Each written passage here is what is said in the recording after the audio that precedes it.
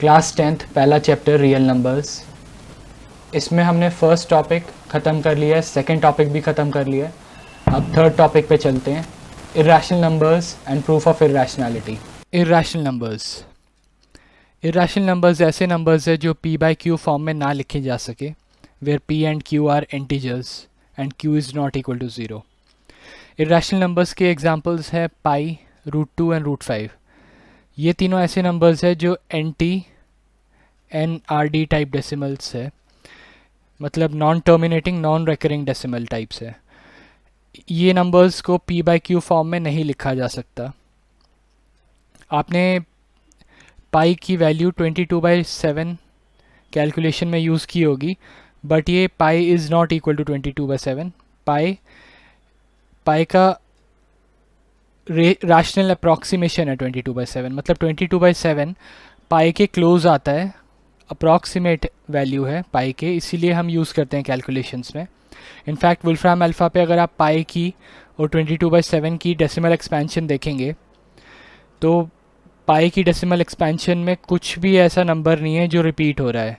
ये सभी random numbers से बना है और ये इन्फिनिटी तक चलता जाएगा। 22/7 की डेसिमल एक्सपेंशन में आप देखेंगे 1428757 रिपीट हो रहा है, क्योंकि ये p बाई क्यू है इसलिए ये रैशनल नंबर है। p बाई क्यू फॉर्म में लिखा है इसीलिए ये रैशनल नंबर है।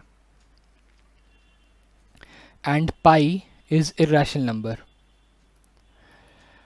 थर्ड डेसिमल के बाद ही ये दोनों चेंज होना स्टार्ट हो जाते हैं, ये दोनों इक्वल नहीं है।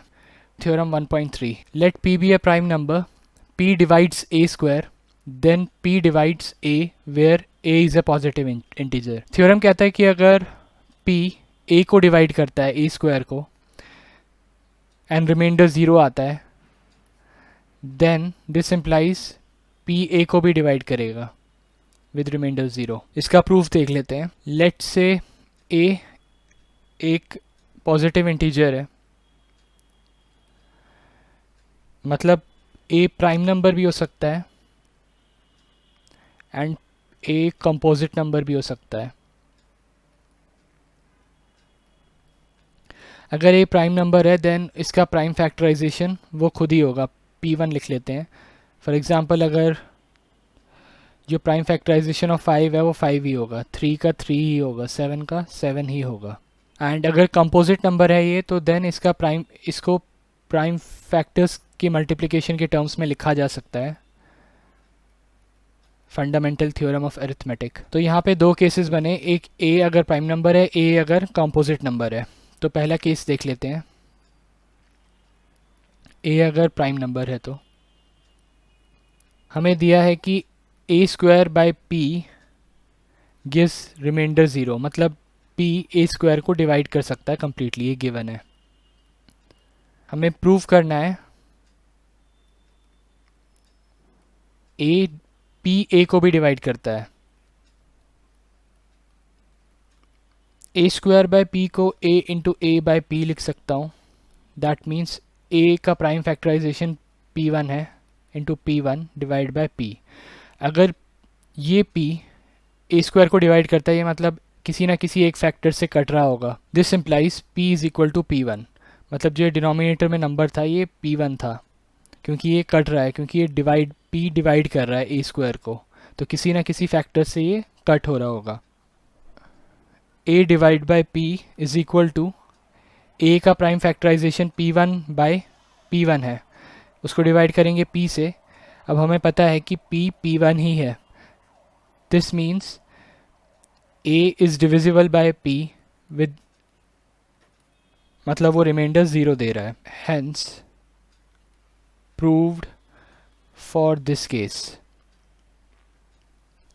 यहाँ पे दूसरा केस बनता है कॉम्पोजिट नंबर का। अगर a कॉम्पोजिट नंबर है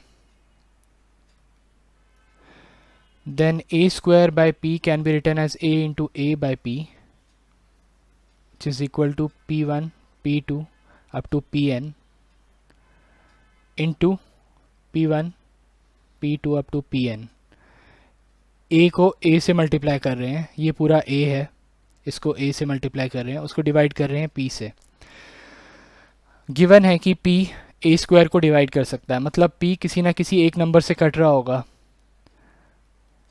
मैं क्लियरली यहाँ पे लिख देता हूँ एक बार दोबारा से।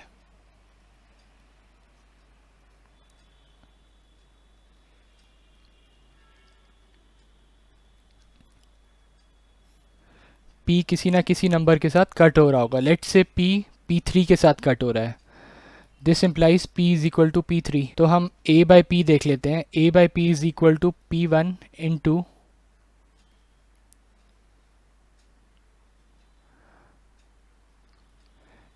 p2 into p3 up to pn।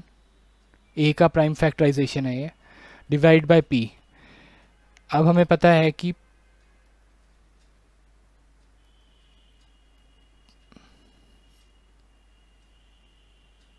p p3 ही है, तो ये मतलब इसका मतलब कि जो p है वो a को भी डिवाइड कर रहा है, क्योंकि यहाँ p p3 से कट रहा है। This implies a divide by p gives remainder 0। This implies p divides a if p divides a square. अब इसको थोड़ा एग्जाम्पल के थ्रू समझते हैं कि ये वर्क क्यों कर रहा है।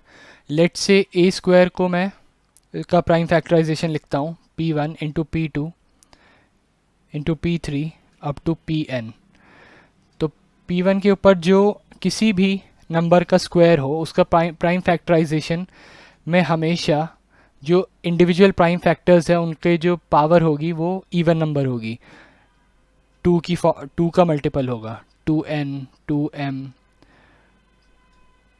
2p 2x। फॉर एग्जांपल अगर 25 का प्राइम फैक्टराइजेशन देखें तो वो 5 स्क्वायर है, यहाँ पे पावर में 2 है। 7 स्क्वायर का देखते हैं, 7 स्क्वायर इज इक्वल टू 49, तो यहाँ भी पावर में 2 है। 15 स्क्वायर का 225, इसका प्राइम फैक्टराइजेशन देखते हैं, 3 स्क्वायर इंटू 5 स्क्वायर, पावर में 2 है। 25 का स्क्वायर का प्राइम फैक्टराइजेशन देखते हैं, 5 टू पावर 4, यहाँ पे भी इवन पावर है। 14 स्क्वायर इज इक्वल टू 196, इसका भी प्राइम फैक्टर्स देखें तो पावर में इवन पावर है। हमेशा किसी भी नंबर के जो स्क्वायर है उसका अगर हम आप प्राइम फैक्टर्स निकालेंगे तो इंडिविजुअल प्राइम फैक्टर्स के ऊपर जो पावर होगी वो इवन पावर होगी, मतलब 2 होगी या 2 का कोई मल्टीपल होगा, 4 6 लाइक दैट। तो अगर कोई नंबर है लेट्स से p, अगर वो a स्क्वायर को डिवाइड कर रहा है, मतलब इनमें से किसी से वो कट रहा है, लेट्स से 2 से कट रहा है, तो वो 14 के प्राइम फैक्टर्स से भी कटेगा। क्यों? क्योंकि 14 के प्राइम फैक्टर्स जो होंगे इसका बेसिकली आधा होगा, पावर इनकी आधी हो जाएगी, 2 इंटू 7 होगा, ये divide by 2, power divide by 2, power divide by 2। तो p इससे भी कटेगा 2 से, क्योंकि ये इसको काट रहा था, a स्क्वायर में किसी एक प्राइम फैक्टर को काट रहा है। तो कहने का मतलब ये है कि a स्क्वायर के जो प्राइम फैक्टर्स है ए में भी वो प्राइम फैक्टर्स होंगे एटलीस्ट वंस, मतलब यहाँ अगर 2 टाइम्स 2 है तो यहाँ पे 2 तो होगा ही। अगर यहाँ पे p इसको इनमें से किसी एक फैक्टर को काट रहा है तो p a के भी फैक्टर्स को काटेगा। एक और एग्जांपल देख लेते हैं, 15 स्क्वायर का देख लेते हैं, 3 स्क्वायर इंटू 5 स्क्वायर। अगर p डिवाइड करता है इस नंबर को, मतलब p या तो 3 है या तो p 5 है, दोनों में से एक है। लेट से p 3 है तो p 3 से कट जाएगा, तो यहाँ बचेगा 3 इंटू 5 स्क्वायर। 15 के प्राइम फैक्टर्स देख लेते हैं, 3 इंटू 5, जो इसके पावर्स है वो आधी हो जाएंगी। यहाँ भी p 3 से कट जाएगा, क्योंकि जो स्क्वायर से अगर हम नंबर पे आते हैं तो उनके जो प्राइम फैक्टर्स है वो रिटेन होते हैं, बस पावर कम हो जाती है, पावर आधी हो जाती है, इसीलिए ये डिविजिबल है। प्रूव रूट 2 इज़ इरेशनल, मतलब हम ये प्रूव करने की कोशिश कर रहे हैं कि रूट 2 p बाई क्यू की फॉर्म में नहीं लिखा जा सकता। ये इसका जो प्रूफ है ये proof by contradiction technique use करेंगे। हम अज्यूम करते हैं कि रूट 2 p बाई क्यू की फॉर्म में लिखा जा सकता है। We assume root 2 is equal to p by q, where p and q have some common factor.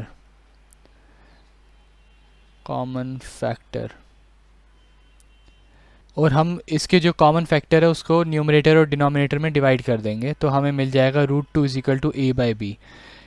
A by b basically irreducible form है, form of fraction. That means a और b का कोई भी कॉमन फैक्टर नहीं है, ये fraction इससे ज़्यादा रिड्यूस नहीं हो सकता. फॉर एग्ज़ाम्पल अगर हम 100 को 15 से डिवाइड करें तो हमें मिलेगा 5 इंटू 20. मतलब 100/15 का जो इररेड्यूसिबल फॉर्म है वो 20/3 है, क्योंकि 20/3 से ये फ्रैक्शन छोटा नहीं हो सकता.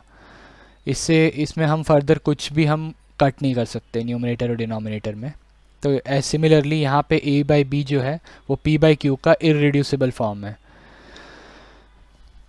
नेक्स्ट हम लिखते हैं a is equal to b root 2 and then squaring both side.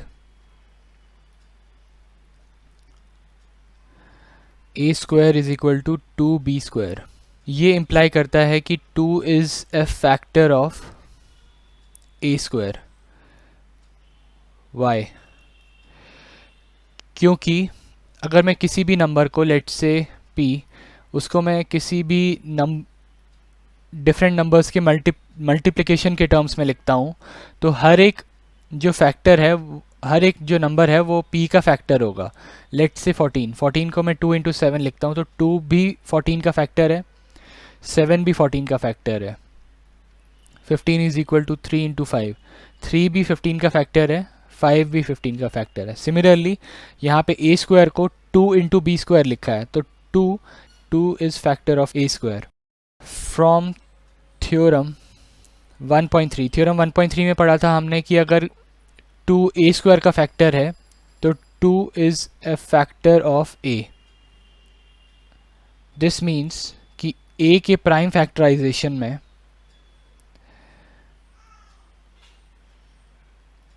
2 भी आता होगा, क्योंकि 2 फैक्टर है a का.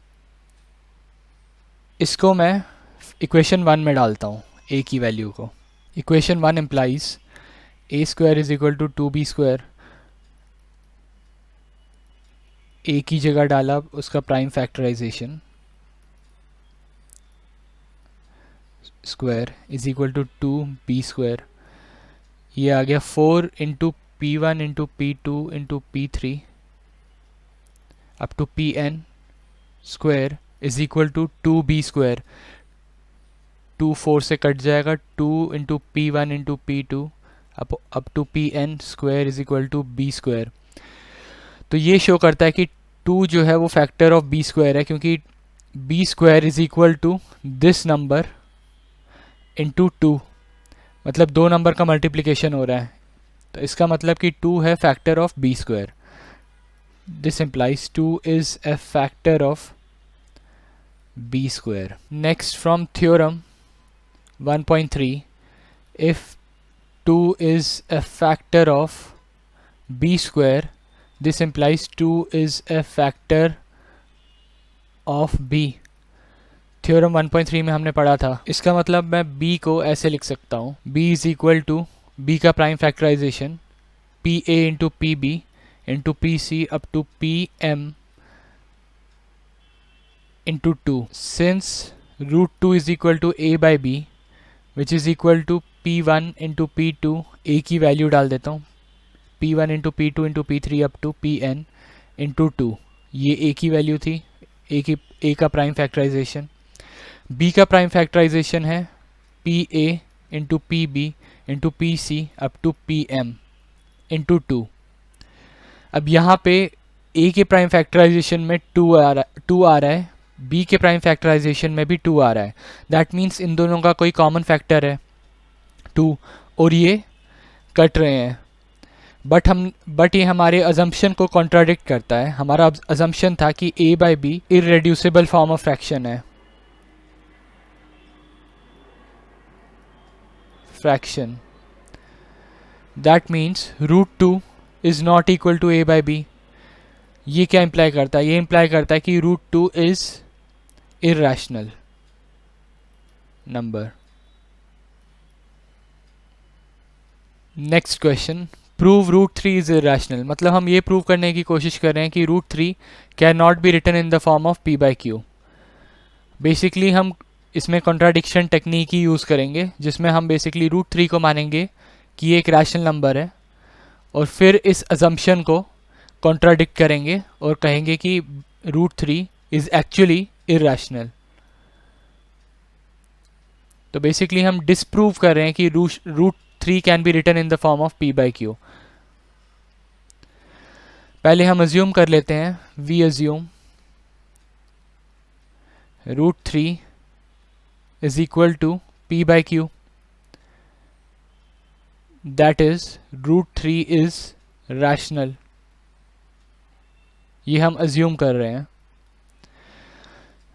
We divide common factors of P and Q in numerator and denominator। तो हमें मिल जाएगा root three is equal to A by B, where a by B is irreducible form of fraction. That means a और b के कोई भी common factor नहीं है, has no common factor.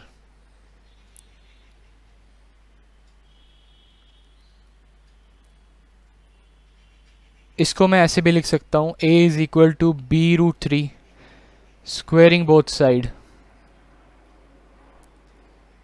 a square is equal to B square into three. ये क्या imply करता है? ये इम्प्लाई करता है कि जो थ्री है वो a का फैक्टर है। Three is a factor of a square. Theorem 1.3 imply करता है कि three is a factor of a, क्योंकि थ्री ए स्क्वायर का फैक्टर है तो थ्री ए का भी फैक्टर होगा, फ्रॉम थ्योरम 1.3। नेक्स्ट, अगर थ्री ए का फैक्टर है तो ए के प्राइम फैक्टराइजेशन में थ्री आएगा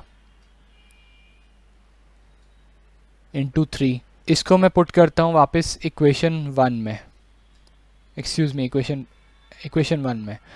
तो इक्वेशन वन बन जाएगी P one into P two into P three up to P N into three का स्क्वायर, ये पूरा a है, is equal to three B square.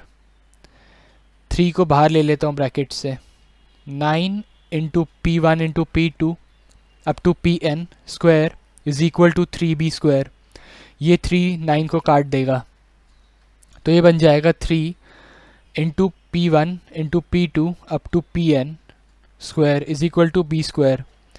अब यहाँ समथिंग मल्टीप्लाइड बाय समथिंग है, दैट मीन्स थ्री फैक्टर होगा बी स्क्वायर का। This implies three is a factor of B square. Theorem 1.3 imply करता है कि अगर थ्री फैक्टर है बी स्क्वायर का तो थ्री फैक्टर होगा बी का भी। दैट मीन्स बी के प्राइम फैक्टराइजेशन को मैं P A into P B into P C up to P M लिख सकता हूँ इंटू थ्री। बी के प्राइम फैक्टराइजेशन में थ्री भी आएगा, क्योंकि three is one of the factor of B, three B का एक फैक्टर है। सिंस हमने अज्यूम किया था कि root two A by B है, तो ए के प्राइम फैक्टराइजेशन को भी डाल देते हैं, बी के प्राइम फैक्टराइजेशन को भी यहाँ डाल देते हैं। ए का प्राइम फैक्टराइजेशन है P one into P two into P three up to P N into two into three divide by P A, B के प्राइम फैक्टराइजेशन को भी डाल देता हूँ, P A into P B into P C up to P M into three. यहाँ पे ए और b का कॉमन फैक्टर थ्री निकल के आ रहा है, क्योंकि दोनों के प्राइम फैक्टराइजेशन में थ्री है, थ्री से थ्री कट रहा है। This implies A by B is not irreducible.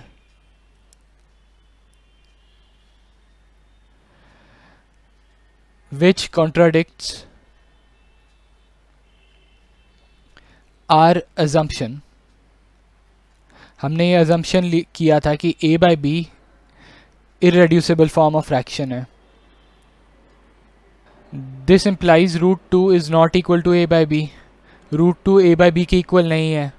ये इम्प्लाई करता है कि root two is irrational,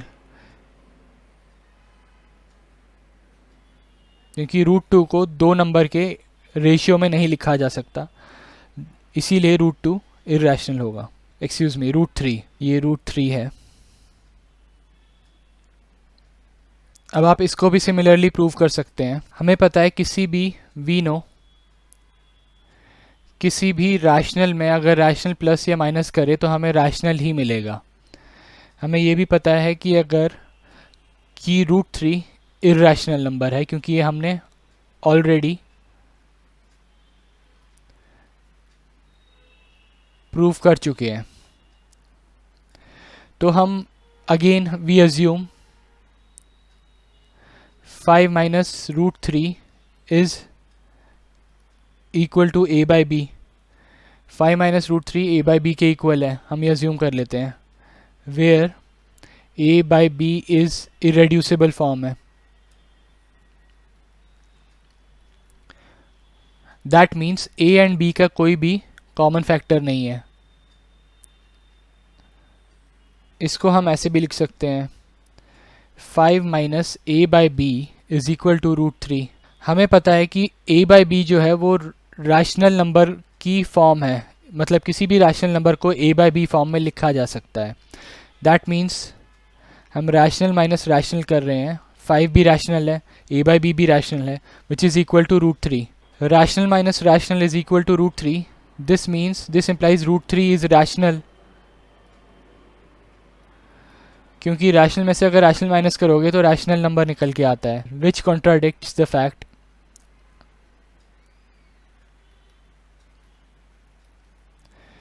root three is irrational. ये कॉन्ट्राडिक्ट कर रहा है इस फैक्ट को कि रूट थ्री इर्रेशनल नंबर है. मतलब हमारा जो अजम्पशन था 5 minus root three a by B की फॉर्म में लिखा जा सकता है, वो गलत था. This implies our assumption was wrong, that 5 minus root 3 is equal to a by b. This implies 5 minus root 3 is a irrational number.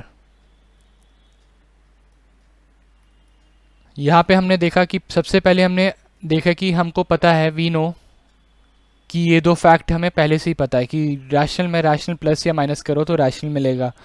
दूसरा फैक्ट हमें ये पता है कि root three is a rational irrational number. ये हम already prove कर चुके हैं. अब अगेन यहाँ पे हम सिमिलर जैसे पहले किया था वैसे ही करेंगे अज्यूम कि 5 minus root three a by B के इक्वल है, where a by B is irreducible form. a by मतलब इसका मतलब कि a बाई बी के कोई भी कॉमन फैक्टर नहीं होगा. a by B has no common factor. Next इसको हम लिखेंगे 5 माइनस a बाई बी को इधर लाएंगे, which is equal to root three. 5 rational number है, a बाई बी भी रैशनल नंबर है, is equal to root three.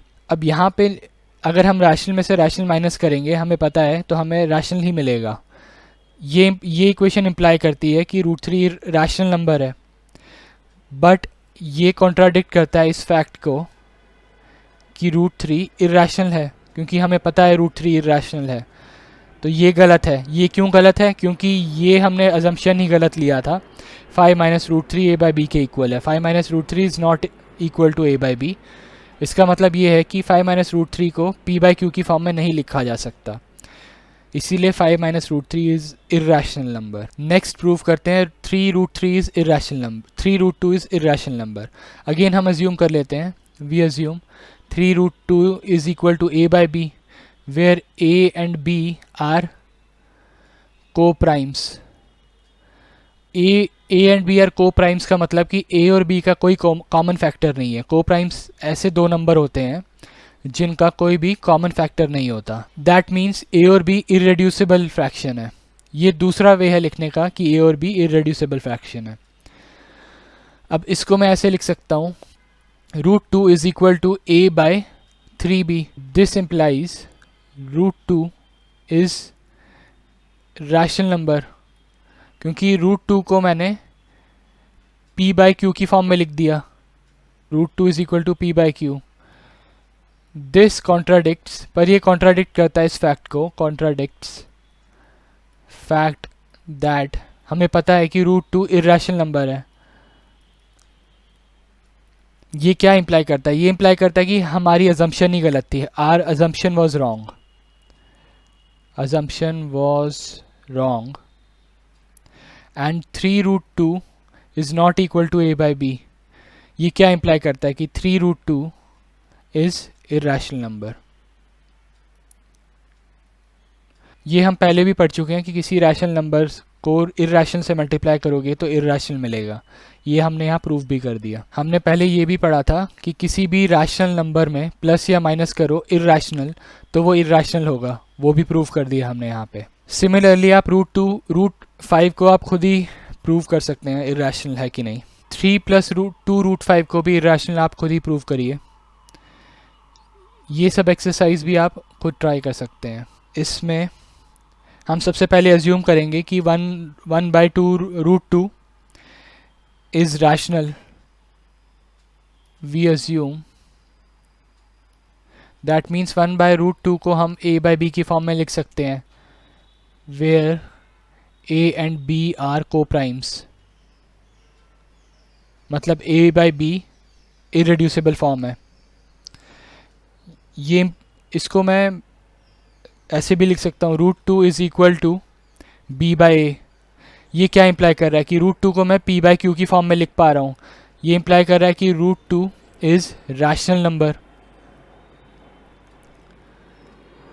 But ये कॉन्ट्राडिक्ट करता है इस फैक्ट को कि √2 इर्रेशनल नंबर है। This contradicts the fact that √2 is irrational number. This implies 1/√2 को मैं a by b की फॉर्म में नहीं लिख सकता। This implies 1/√2 is irrational number.